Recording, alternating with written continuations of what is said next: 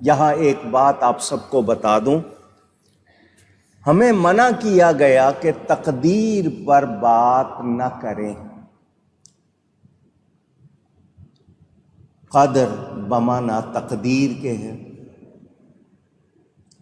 اللہ تعالی نے ہمارے لیے کیا لکھا ہے وہ اللہ جانتا ہے۔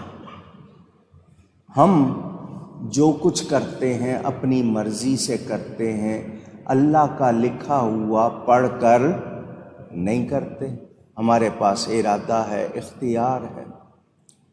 میں کیا سوچ رہا ہوں میں اس پہ قابو پا سکتا ہوں، میں کیا کر رہا ہوں میں اس پہ قابو پا سکتا ہوں، لیکن میں اپنی زبان کو لگام نہ دوں اور غلط لفظ کہوں اللہ نے ایسا کیوں کر دیا، اللہ ایسا کیوں کرتا ہے، یہ ایسا کیوں ہوتا ہے، مجھے اس کی اجازت نہیں، کیونکہ میری عقل ناقص ہے۔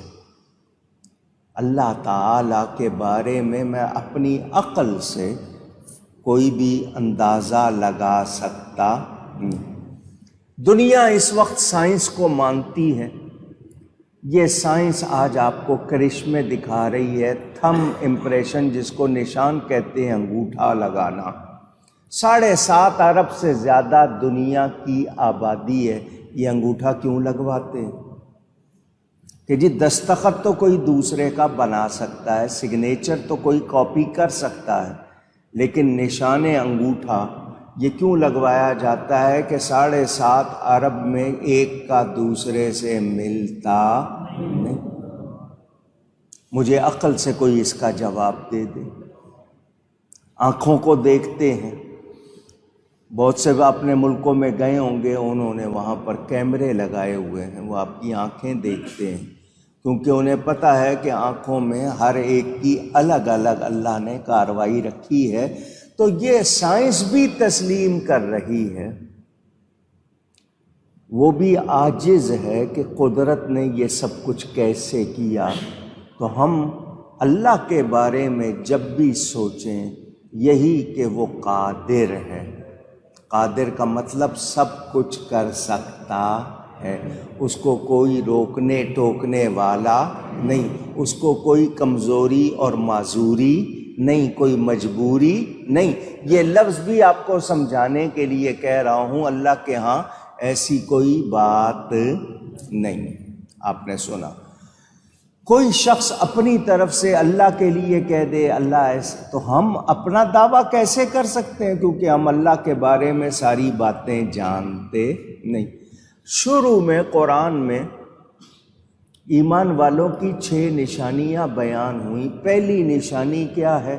الذین یؤمنون بالغیب، کہ یہ ایمان لاتے ہیں، یقین کرتے ہیں بغیر دیکھے، بن دیکھے ایمان لاتے ہیں۔ ہم نے رب کو دیکھا نہیں مگر یقین ہے۔ ہم یہ سوچ بھی نہیں سکتے کہ کبھی اللہ نہیں تھا، یہ سوچ بھی نہیں سکتے کبھی اللہ نہیں ہوگا، کیونکہ وہ واجب الوجود ہے، اس کا ہونا یقینی لازمی۔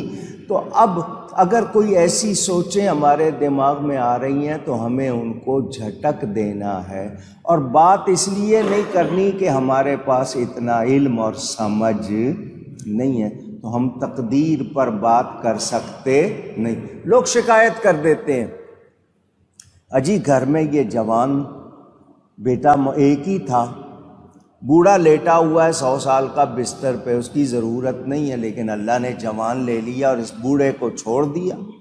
لوگوں کے منہ سے یہ جملے نکل جاتے ہیں، ان کی اجازت اللہ تعالیٰ بہتر جانتا ہے۔ میں نے آپ کو سمجھانے کے لیے کئی مرتبہ بتایا ہے۔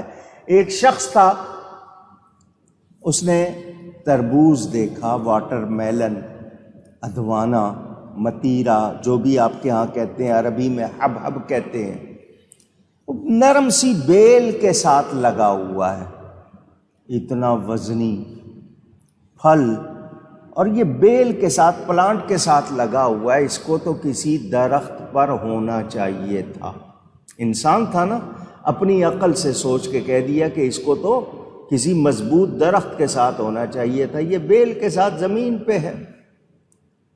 کہہ کے آگے گیا. آگے اس کو نیند آئی، ایک درخت کے نیچے لیٹ گیا. وہ درخت سیب کا تھا، چھوٹے پھل کا تھا. کہنے لگا وہ اتنا بڑا پھل بیل کے ساتھ لگا ہوا ہے، یہ چھوٹا سا پھل درخت کے ساتھ لگا ہے. اس کو وہاں ہونا چاہیے تھا اور اس کو یہاں ہونا چاہیے تھا. اپنے دماغ میں سو گیا. وہ درخت سے پھل گر جاتے ہیں، کبھی پرندے قطر دیتے ہیں، خود گر جاتے ہیں. نیند کی حالت میں اس پہ وہ پھل گرا، ہڑبڑا کے اٹھا، فوراً کہنے لگا اگر یہاں تربوز ہوتا تو میرا تو کچھ عمر نکل جاتا. یہ صحیح لگا ہوا ہے، اللہ نے جو لگایا ہے صحیح لگایا. تو ہم لوگ اس طرح کے ہیں، ہماری عقل کا یہ حال ہے، تو ہم تقدیر پر اعتراض کر سکتے.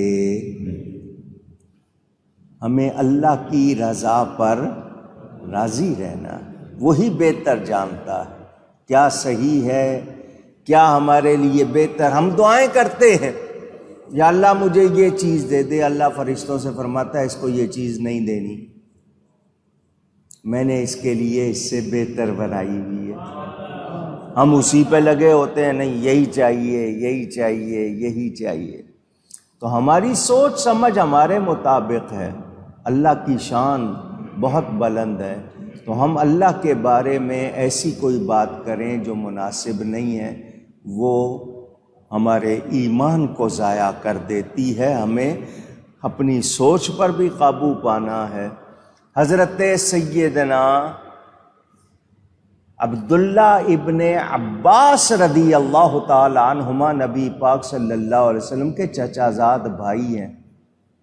انہوں نے مکہ شہر میں رہنا چھوڑ دیا، طائف چلے گئے. آج بھی ان کا مزار طائف میں ہے. مکہ چھوڑ کر طائف چلے گئے. کسی نے پوچھ لیا کیوں حضرت؟ مکہ یہاں ایک نیکی 1,00,000 نیکی ہے ثواب کے حساب سے. آپ نے فرمایا وہاں پر گناہ کی سوچ پر بھی پکڑ ہوتی ہے. اگر نیکی وہاں ثواب بہت زیادہ ہے تو پکڑ بھی زیادہ ہے. ہمیں پرواہ ہے؟ ہم اگر دیکھیں ہم لوگوں کو سوچنا چاہیے. تو ہمیں یاد رکھنا ہے کہ ہماری غلط سوچیں ہمیں نقصان دیتی ہیں. اللہ کے بارے میں ہمیں بہت ہی احتیاط کرنی ہے. تو اللہ تعالیٰ جس کے لیے احتیاط کا حکم دے دے اس کے لیے بھی ہمیں احتیاط کرنی ہے. اللہ تعالیٰ نے اپنے نبی پاک صلی اللہ علیہ وسلم کے لیے ہمیں فرما دیا جس طرح آپس میں ایک دوسرے کو پکارتے ہو اس طرح میرے نبی کو نہیں پکارنا. جس طرح دوسروں کے ساتھ معاملہ رکھتے ہو میرے نبی کے لیے ایسا لفظ بھی نہیں کہنا جس میں گستاخی کا دور تک کوئی شائبہ ابہام ہو، یعنی چھپا ہوا ہو کہ کہیں اس میں گستاخی بھی ہو سکتی ہے. وہ لفظ بھی میرے نبی کے لیے کہنا نہیں. تو ہمیں قابو رکھنا ہے. آج لوگ کہتے ہیں نہیں جی چلتا ہے. ہمارے ہاں طرح طرح کی باتیں ہو رہی ہیں، تو مجھے اور آپ کو بہت زیادہ احتیاط کرنی ہے. اللہ فرماتا ہے من کان یرجو لقاء اللہ فإن أجل اللہ لآت. اور جسے اللہ تعالیٰ سے ملنے کی امید ہو تو بے شک اللہ کی میعاد ضرور آنے والی ہے. رب تعالیٰ کی رحمت کی امید ایک تو وہ ہے جو کہہ رہا ہے میں بچ نکلوں گا یہ کر لوں گا، ایک وہ ہے جو اللہ سے امید لگائے ہوئے ہے اللہ تعالیٰ بخشے گا، مہربانی فرمائے گا. تو جسے امید ہو کہ میں حق تعالیٰ کی بارگاہ میں پیش ہوں گا وہ میرے گناہ بخش دے گا، تو اس کی یہ امید غلط نہیں ہے.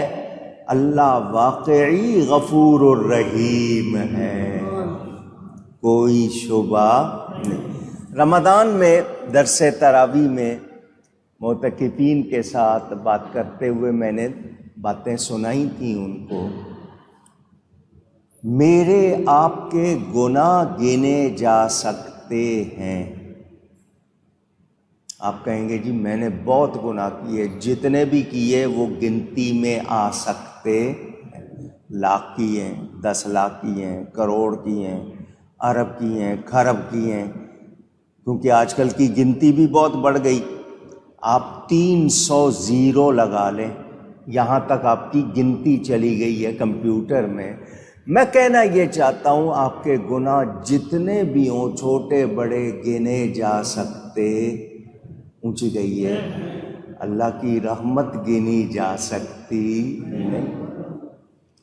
پوری دنیا کی آبادی کے گناہ جتنے بھی ہوں گے پھر گنتی میں آ جائیں گے۔ 7.5 ارب کی آبادی ہے آج، حضرت آدم سے لے کر اب تک کتنے چلے گئے، آگے کتنے ہوں گے، وہ سارے وہ بھی گنتی میں آئیں گے۔